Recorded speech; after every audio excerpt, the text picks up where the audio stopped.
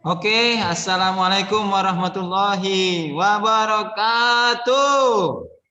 Waalaikumsalam warahmatullahi wabarakatuh.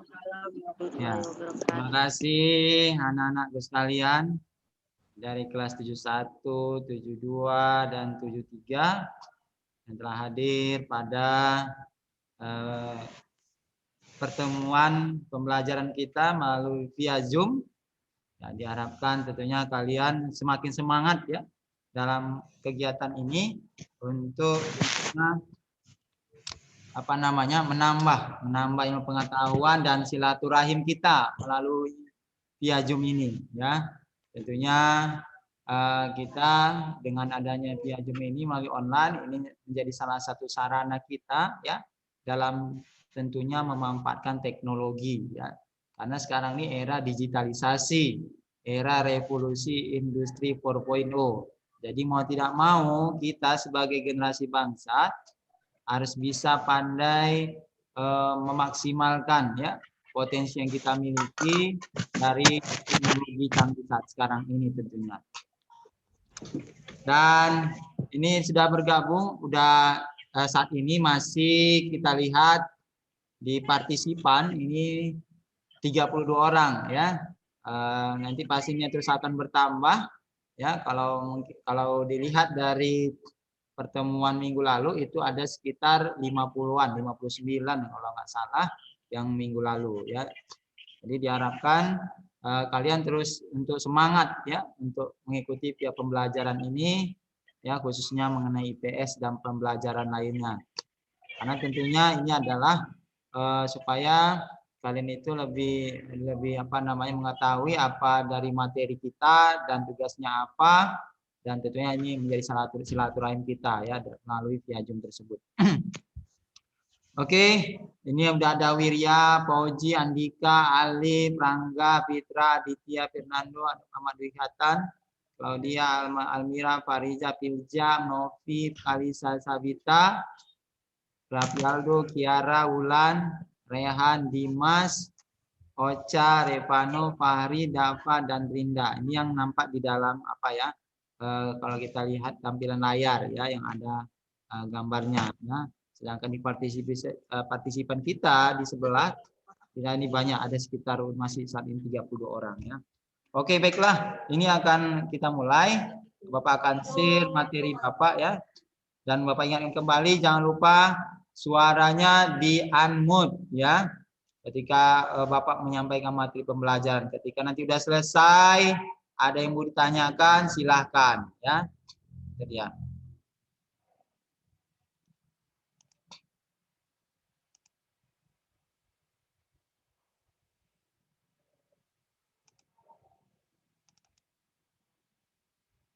Oke ya, ini dia.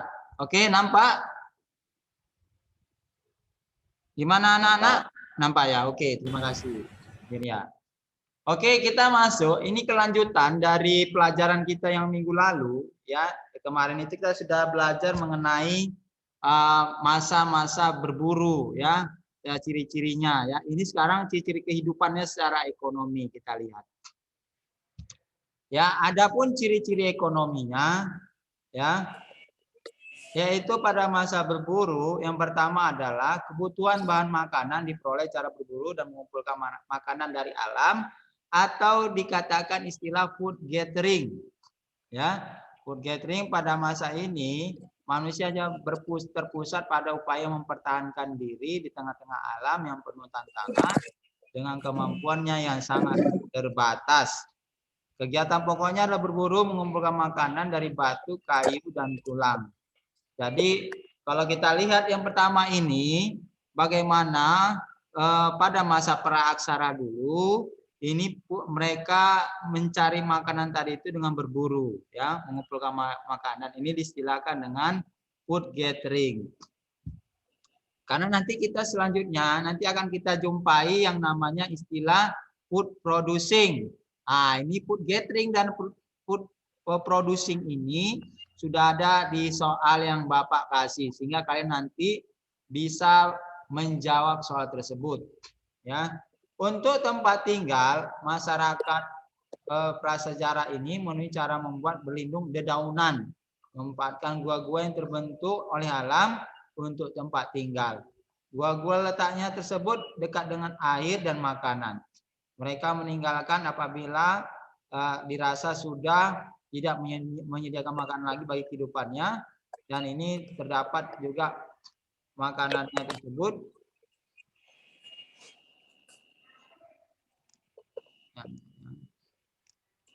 Ya, makanan tersebut kita lihat di sini ada berupa ikan, kerang, dan siput. Mereka tinggal di pinggir pantai atau istilahnya di sini adalah joken modinger. Sedangkan joken modinger ini istilahnya kita lihat di sini adalah sampah-sampah dapur ya. Jadi orang-orang masa prasejarah dulu mereka tuh tinggalnya atapnya itu daun, ya daun. Ada juga yang tinggal di gua. Nah, tentunya dengan apa yang ada di situ di sekitarnya, ya kalau kita lihat ada misalnya makanan dan sumber air yang kita lihat di samping gua, tentunya di situ mereka tinggal. Tapi ketika sudah habis dari makanan mereka yang bisa mereka makan, ya jadi mereka pindah. Ya, ada kita lihat di sini joken modinger, sampah-sampah dapur. Jadi disinilah mereka itu banyak mengambil makanan ya. Salah satu buktinya masa prasejarah adalah joken modinger dengan istilah joken itu dapur ya, dari bahasa Denmarknya joken itu dapur, moding sampah. Jadi sampah-sampah dapur secara harfiahnya ini adalah sampah-sampah dapur. Sehingga joken modinger ini banyak ditemukan di tepi pantai. Adanya joken modinger menunjukkan bahwa penduduk pantai yang tinggal di rumah-rumah bertonggak ditemukan joken modinger bahwa manusia purba hidupnya tergantung hasil laut seperti siput dan kerang. Jadi sampah-sampah dapur ini adalah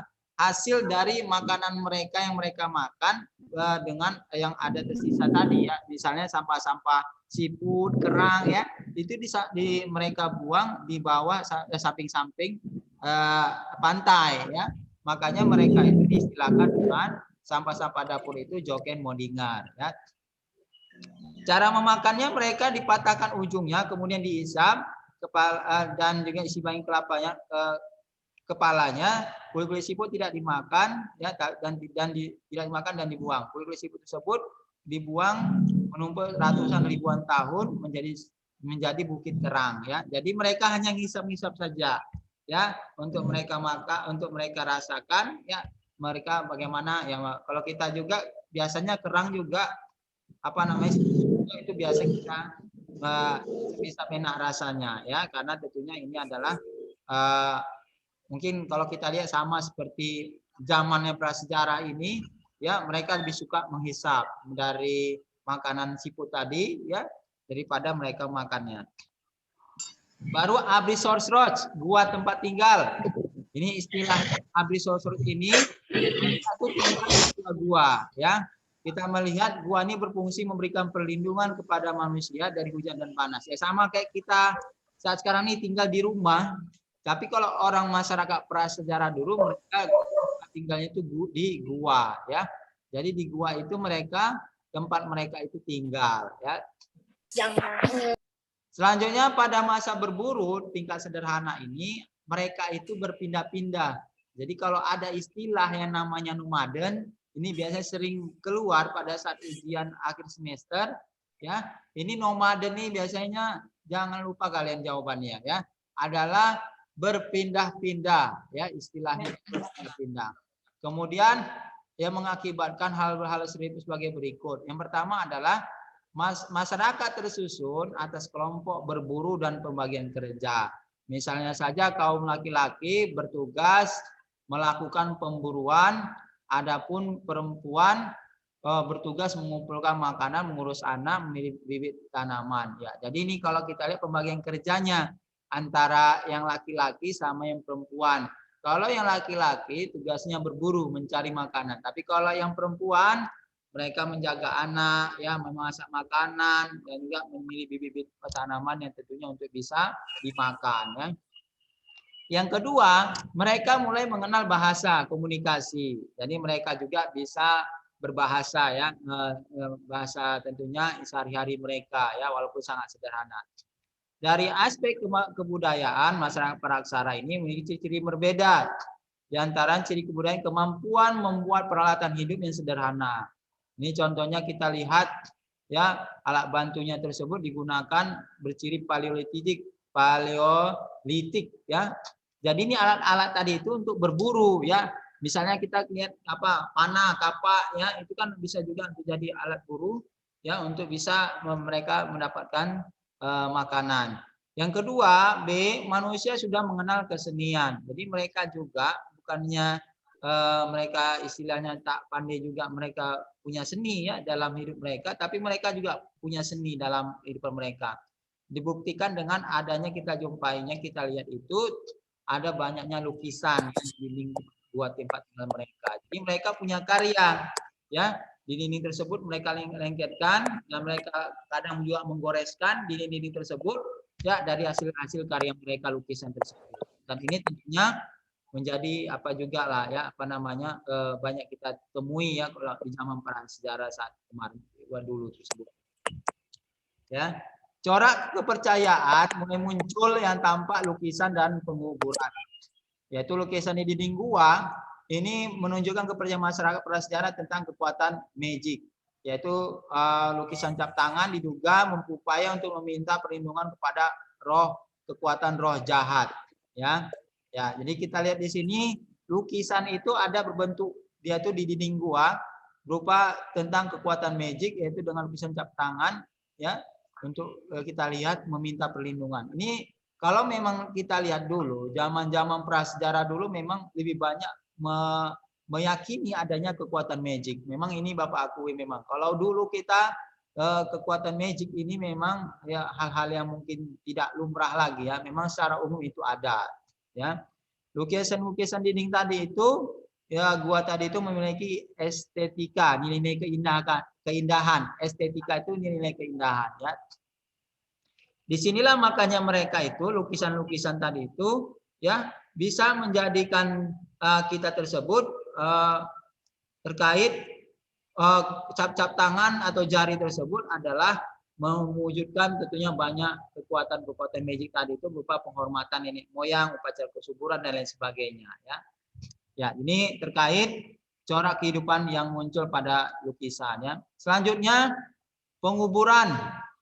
Penguburan di sini melalui salah satu penghormatan terhadap arwah nenek moyang dan pengakuan adanya kehidupan sesudah mati. Jadi kita juga meyakini ya bahwasanya kita juga akan mengalami kematian ya. Jadi tidak ada yang di dunia ini abadi, semua akan mati ya. Tinggal kita menunggu jadwal kapan kita akan dipanggil Allah Subhanahu wa taala.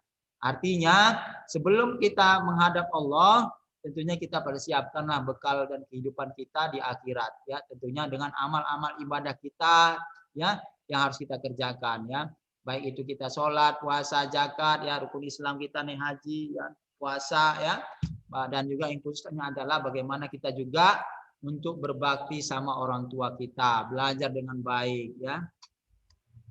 Masa bercocok tanam, ciri-ciri kehidupan masyarakat ini adalah kita lihat hidupnya menetap, membentuk kelompok besar. Jadi mereka ini memang ciri kehidupan mereka ini menetap kalau pada masa bercocok tanam. Kalau tadi masa berburu, mereka berpindah. Tapi kalau bercocok tanam ini mereka ya lebih kepada menetap. Ada yang kedua, beberapa kelompok telah memiliki yang bertanggung jawab mengatur ketertiban kelompoknya. Ya, ini pasti ada ketuanya sehingga mereka bisa mengatur anggotanya ya. Manusia sudah mulai berternak ya, inilah mereka sudah mulai bagaimana mereka punya keterampilan ya dalam untuk mereka berternak tentunya dan juga bercocok tanam. Manusia juga yang D, manusia juga mulai mengenal menyimpan dan mengawetkan makanan. Ya, mereka juga udah pandai bagaimana menyimpan makanan supaya lebih awet untuk tahan lama tentunya. Yang C, yang E, manusia mengenal kepercayaan kepada roh nenek moyang. Jadi tentunya kita juga yakin dengan adanya alam gaib ya. Kekuatan magic itu harus ada kita yakini. Tetapi bukan berarti kita harus ya mempunyai itu gitu ya, karena tentunya kita yakin Allah maha segalanya.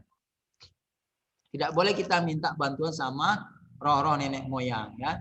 Yang F terakhir, peralatan yang terbuat dari batu pilihan yang biasa halus, ya ini terkait dengan mereka juga mampu untuk bisa kita lihat batu-batu cincin itu ya, untuk bisa mengolah mereka agar tentunya bisa punya dimanfaatkan tentunya. Adapun ciri-ciri ekonomi pada masa bercocok tanam ini adalah kebutuhan bahan makanan dipenuhi bercocok tanam dan berternak. Ini tadi, kalau tadi kita ada istilah food gathering, berburu dan mengumpulkan makanan. Tapi kalau ini food producing, ya food producing itu kebutuhan makanan yang bercocok tanam dan berternak, berusaha untuk menghasilkan sendiri sumber bahan makanan. Jadi mereka berusaha untuk bisa mencari sumber bahan makanan tersebut ya dengan cara berternak dan sebagainya.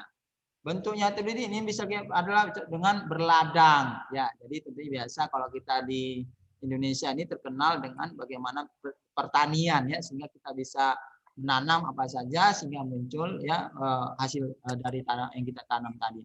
Indonesia ini terkenal dengan tanah yang subur. Makanya kalian kalau ada batang daun ubi itu aja kalian tanam atau kalian campakkan aja itu akan bisa subur ya. Tapi di tanah-tanah tadi itu bahwasanya dia subur ya tanahnya tersebut. Kalian tanam aja nanti akan muncul. Bahkan biji-biji misalnya lah kalian biji salak itu yang sudah kalian makan, kalian buang saja di tanah, itu yakinlah pasti nanti tumbuh nanti ya. Karena memang ya, Indonesia terkenal dengan tanahnya yang subur ya. Yang kedua, B, kebutuhan tempat tinggal. Ya, ini membuat tempat tinggal sederhana berupa rumah dan bangunan milik sisi. Jadi ini terkait mereka punya karya tersendiri buat makanan, ya, membuat apa gua tempat tinggal, ya, yang mereka buat rumah, ya, dari bahan-bahan seperti daun-daunan atau juga alat-alat sederhana yang tentunya mereka bisa berkarya untuk buat rumah tersebut. Yang C, perdagangan secara barter. Jadi kalau dulu pada masa bercocok tanam ini, mereka itu memang untuk mendapatkan suatu barang yang itu milik orang lain untuk supaya dimiliki sendiri, itu mereka harus barter, ya. Dan ini sudah berjalan terus berlama yang dilakukan oleh masyarakat Indonesia. Jadi misalnya Rido Septian ya kan, dia pengennya tuh punya pengen beras, ya kan? Paujan Majid misalnya pengennya mainan gitu ya. Jadi mereka tukaran, ini beras 1 kilo ganti mainan juga yang harga yang mungkin bisa ditaksir sama. Jadi mereka itu tidak melalui ada alat tukar yang sah. Kalau saat sekarang ini kan ada alat tukar yang sah, yaitu kita menggunakan yang namanya uang. Jadi kita itu menilai harga suatu barang itu dengan nilai uang tersebut. Tapi kalau ini mereka dengan barter, artinya tukar barang, ya, dari barang ke barang. Kalau kita dari uang ke barang, ya, sehingga inilah menjadikan kita tadi itu memahami bagaimana masyarakat ya pada masa praksara itu, ya. Selanjutnya kehidupan sosial masyarakat prasejarah ini, ciri kehidupan manusianya adalah masyarakat tersusun kelompok-kelompok tani. Karena namanya masa bercocok tanam, pasti mereka fokus kepada pertanian, ya. Yang kedua, pembagian kerja makin jelas. Laki-laki mengerjakan segala sesuatu yang berkaitan tenaga, misalnya membuka hutan, menyiapkan ladang, bangun rumah. Adapun perempuan, misalnya menabur benih, merawat rumah, mengurus anak. Ya, ini kembali lagi hampir seperti masa berburu tadi. Bedanya tentunya mereka bagaimana membuka hutan, ya, membuka hutan, menyiapkan ladang, karena sudah masa bercocok tanam. Jadi ini kalau kita lihat pembagian kerja ini adalah memang kalau laki-laki itu bersifatnya tenaga yang kuat gitu ya digunakan. Kalau perempuan bagaimana dia untuk kaitan merawat dan menyusun ya dari barang-barang yang sudah didapatkan dari hasil laki-laki atau pria tadi. Yang C, muncul seseorang pemimpin di antara kelompok masyarakat. Orang dipilih pemimpin biasanya orang paling tua yang mempunyai wibawa. Keberadaan pemimpin ini sangat penting menegakkan aturan yang mulai muncul dan memimpin pelaksanaan gotong royong. Ya, ini kita bagaimana bermasyarakat sehingga ada pemimpin kita yang itu bagaimana menggerakkan kita untuk berbuat hal-hal yang positif tentunya. Makanya kalian adalah generasi bangsa. Bagaimana kalian mampu untuk bisa menjadi seseorang yang nanti ya pemimpin yang berkarakter, pemimpin yang baik, pemimpin yang cinta sama agama dan cinta sama rakyatnya. Ya, sehingga tentunya kalian itu kalau kalian jadi pemimpin, kalau kalian membuat kebijakan yang baik, insya Allah pasti kalian juga akan dari kebijakan tersebut banyak pahala yang akan masuk kepada kalian. Karena contohnya Indonesia saat sekarang ini ada sekitar 270 juta jiwa jumlahnya. Ini kan luar biasa. Kalau kalian buat keputusan yang baik, kebijakan yang baik, bayangkan 270 juta jiwa tadi itu mendoakan kita dari hasil kebaikan-kebaikan kebijakan kita. Ya, karena pemimpin yang amanah tadi pasti dijamin masuk surga ya oleh Allah Subhanahu wa taala ya. Tapi terbalik, kalau kita khianat, pemimpin yang berkhianat, pemimpin yang tidak pro kepada agama dan rakyat, ya ini akan juga kebalikannya ya, nanti akan diajab ya, dan juga masuk kepada neraka jahanam tentunya. Nauzubillah min dzalik. Maka kita bagaimana menjadi pelopor-pelopor dari kebaikan ya, menjadi terdepan dari yang kebaikan, belajar yang semangat ya supaya menjadi orang yang sukses dan baik tentunya ya bagi semua orang. Yang selanjutnya terjadi perkembangan bahasa ya, kehidupan masyarakat makin beragam, yaitu ini terkait adanya bahasa yang di beberapa daerah. Kalau kita lihat Indonesia ini luar biasa ya, suku-sukunya dengan beragam suku dan beragam bahasa, sehingga kita Indonesia ini orang pun aneh ya, karena begitu banyak perbedaan tapi tetap bersatu. Nah, ini harus kita jaga terus ya, jangan sampai kita mudah diadu domba orang atau juga diasut-asut orang yang mungkin mengarah kepada perpecahan. Tidak boleh. Kita bagaimana kuatkan persatuan kita ya, bagaimana perbedaan tadi tersebut adalah sebagai rahmat ya, jadi supaya kita terus menyatu ya, apalagi hanya perbedaan tadi hanya berdasarkan bahasa ya, berdasarkan suku ya, itu tidak ada apa-apanya ya. Bagaimana adalah yang menyatukan kita adalah dari sisi kita bagaimana persatuan dan kesatuan kita ya. Selanjutnya, ciri-ciri masyarakat praksara pada masa bercocok tanam ya. Kemampuan peralatan makin berkembang ya, ini seiring dengan bercocok tanam. Kalau kita tadi lihat berburu, ini akan makin lebih berkembang ya dari karya-karya dari masa praksara tersebut. Misalnya kita lihat ada gerabah ya, berbentuk dari tanah liat, sehingga ini sangat baik ya. Makanya kalau dibilang pada zaman praksara ini sebenarnya mereka ini enggak bodoh-bodoh kali gitu ya, enggak malas-malas. Mereka punya karya. Makanya kali kita sekarang ini, apalagi dengan kita era teknologi ini, teknologi era revolusi industri 4.0 ini, kita harus berpikir ya, mereka aja pada masa yang susah bisa memikirkan, berbuat karya, kita kenapa tidak ya. Jadi inilah gunanya kita, pemikiran kita, otak kita dikasih Allah supaya kita berpikir apa yang bisa kita buat ya. Ya mungkin kita coba belajarlah sama misalnya B.J. Habibie, bagaimana beliau bisa buat pesawat. Kita berpikir juga apa yang mau kita buat karya kita tadi itu yang bermanfaat bagi orang lain ya, supaya kita betul-betul kita memiliki sesuatu yang bermanfaat bagi orang lain saat itu, dan ini menjadi ladang amal kita tentunya nanti ya. Yang kesenian yang berkembang ya, kesenian yang berkembang ini berupa batu-batu besar dan lukisan ya. Baru corak kepercayaan, yang ini benda-benda jimat ya, yang dimaksud misalnya dilakukan upacara ya. Kita lihat di sini berbagai upacara penguburan dan lain sebagainya ya. Jadi kita lihat bahwasanya ya, kita dari corak kepercayaan juga banyak ditandai ya. Ditandai kita tadi ini bahwasanya bagaimana kita ya yakin memang ada alam gaib tadi dan kekuatan-kekuatan gaib tadi, tapi bukan berarti kita harus memiliki, karena cukup kita yakin sama Allah ya. Karena tentunya kita dengan kita melaksanakan sholat dan kita juga yakin sama kekuatan Allah yang kita tentunya kita punya Tuhan ya, tentunya kita jangan sampai kita mudah mengadu kepada yang lain ya, misalnya kepada jin, pada benda-benda gaib, itu nggak boleh ya. Dosanya dosa syirik. Dosa syirik itu adalah dosa yang paling tidak dimaafkan oleh Allah Subhanahu wa taala. Jadi dosa-dosa ini tidak bisa diampunkan. Makanya jangan sampai kita melakukan perbuatan syirik. Cukup kita yakin sama Allah, kita kerjakan sholat, dan kita tentunya Allah akan memberikan jalan keluar dari setiap apa yang kita masalah-masalah yang terjadi tentunya ya.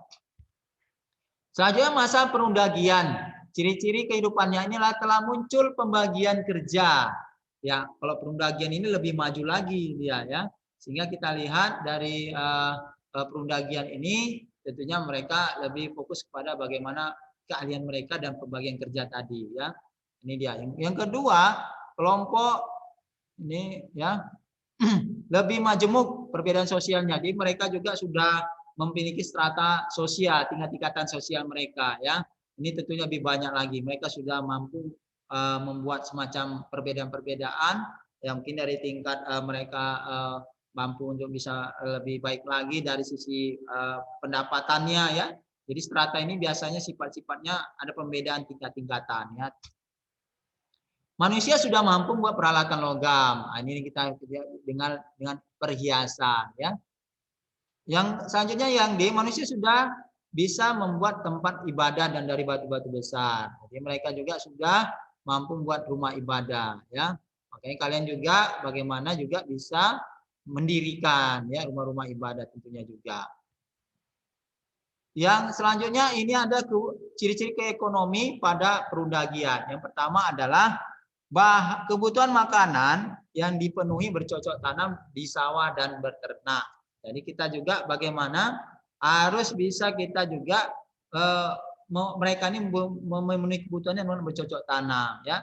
Makanya kalian juga nanti diharapkan ya ketika kalian sudah tamat dari kuliah paling tidak atau pada saat kalian tamat SMA, kalian bagaimana sudah paling tidak bisa mandiri secara ekonomi juga ya kan, cari kerja atau juga kalian untuk bisa sambil kuliah juga sambil kerja. Artinya kita membantu secara ekonomi orang tua kita ya. Kalaupun tidak mungkin orang tua kita seorang milioner, paling tidak menjadi pelajaran kita untuk kita memang bisa belajar mandiri ya. Yang kedua, teknik pembuatan rumah makin maju dan beragam. Lingkungan tempat tinggal mulai teratur dan membentuk suatu pedesaan. Jadi mereka juga sudah pandai membuat rumah ya, karya-karya mereka sehingga bisa ditempatkan. Sistem barter ini juga mereka pada masa dari berburu sampai bercocok tanam perundagian ini masih sifatnya mereka melaksanakan barter ya, belum ada alat tukar yang sah dalam mereka mendapatkan suatu barang. Kehidupan sosial pada masyarakat para prasejarah dalam mengatur masyarakat. Ciri-cirinya adalah di tengah masyarakat telah muncul kelompok masyarakat. Keragaman tersebut ada kelompok tani, pedagang, dan kelompok tukang. Jadi pada saat ini mereka sudah berkelompok. Ada kelompok tani, pedagang, dan juga kelompok tukang. Ya, mereka sudah berbagai keahlian mereka dapatkan. Ya, ini 10 menit lagi sudah dikabari ya. Ya, terima kasih. Yang B, beragamnya pekerjaan yang muncul di masyarakat dengan sendirinya pembagian kerja makin jelas. Ya, juga ini sudah ada tugas pembagian tugasnya apa yang mau dikerjakan. Yang C, makin tegasnya pembagian kerja telah menyebabkan terjadinya perbedaan status sosial.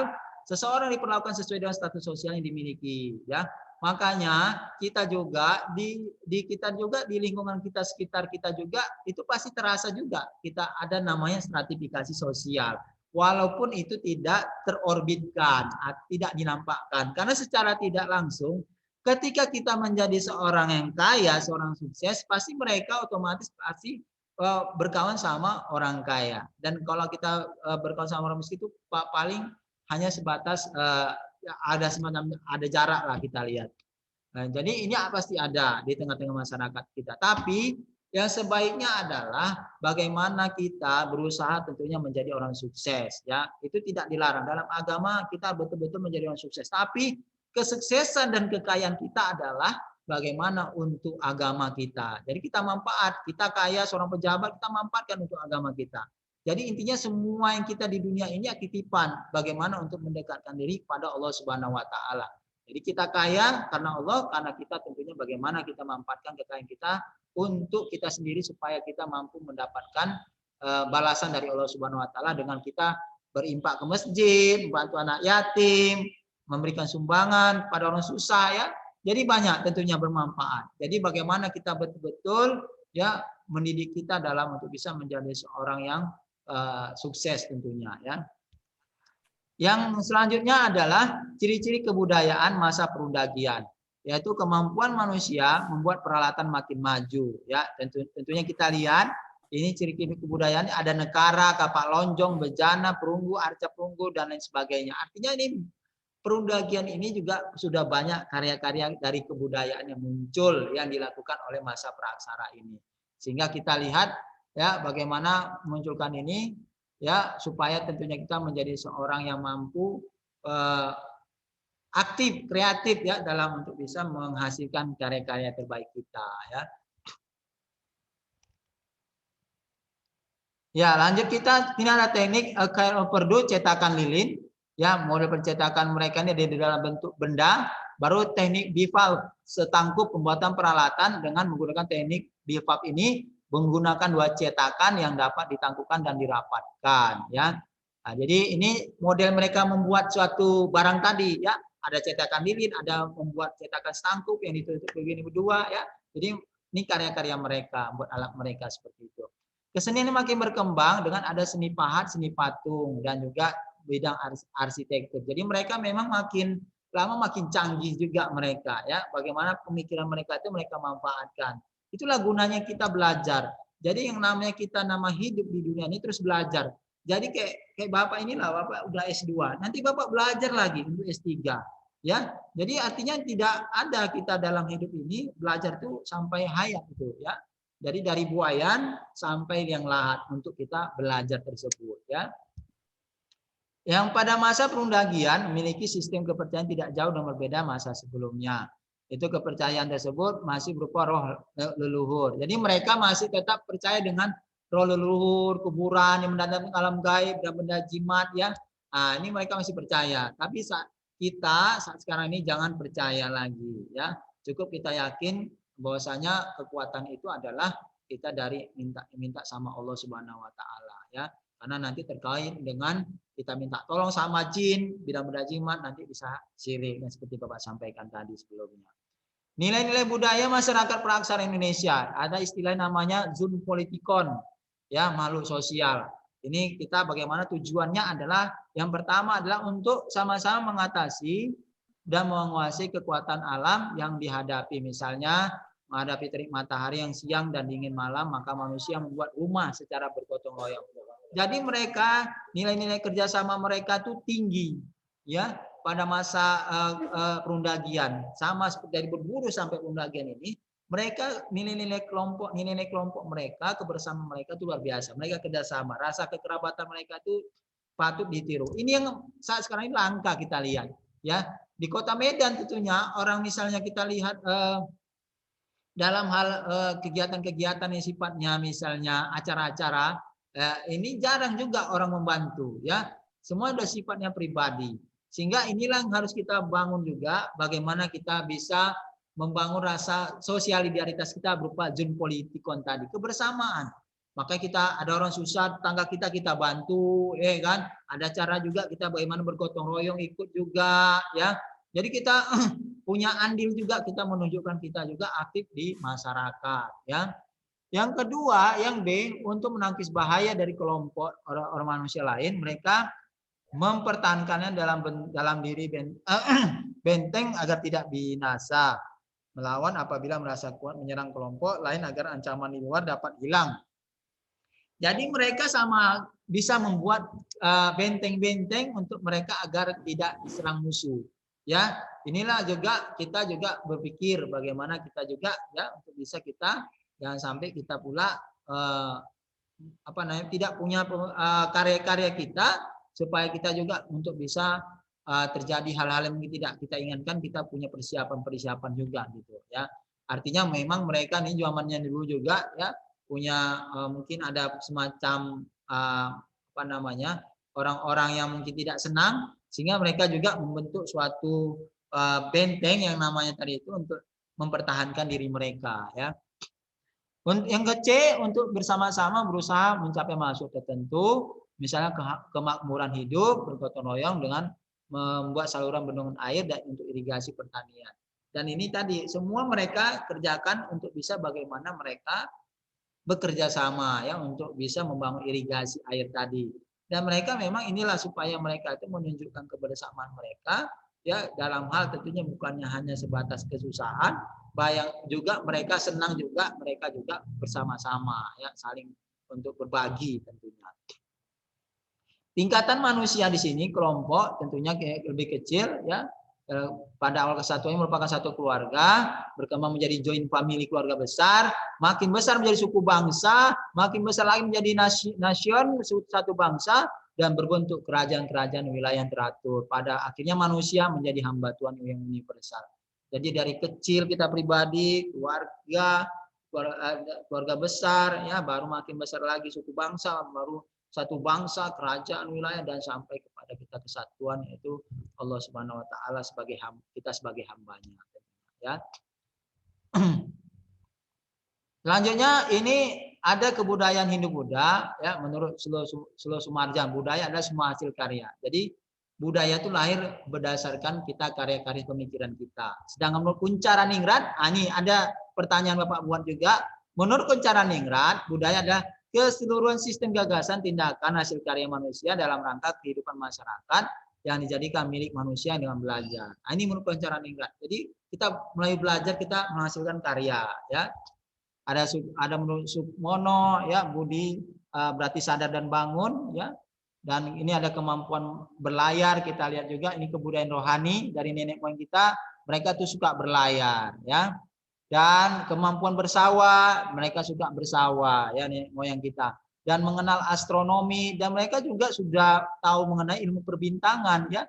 Jadi memang mereka itu walaupun zaman-zaman yang masa praksara itu tapi mereka ilmu pengetahuan juga maka mereka juga tidak istilahnya ditinggalkan. Tetap mereka mempelajari juga ya perkembangan dari teknologi tersebut. Minimal teknologi angin ya musim tadi. Sistem mau copat yaitu kepercayaan didasarkan pembagian 4 penjuru mata angin. Ya ini 4 penjuru mata angin kita ya. Baru ada kesenian wayang, seni gamelan, seni membatik, pengaturan masyarakat, sistem ekonomi secara barter juga sudah, kepercayaan sudah. Dan ini ada nenek moyang kita ada beberapa 4 macam ras, yaitu ras negroid, ras wedoid, ras Melayu tua dan ras Melayu muda ya. Oke, ini ras-ras ini tentunya tergantung pada dia dari mana asalnya. Oke, sampai di sini materi kita karena sudah 1 menit lagi. Ada yang mau ditanyakan silakan, kalau nggak ada biar kita tutup ya. Tidak ada, Pak.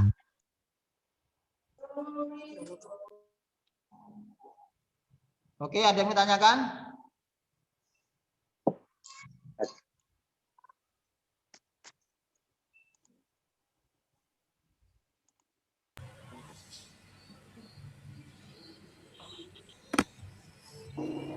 Mati Sabanon.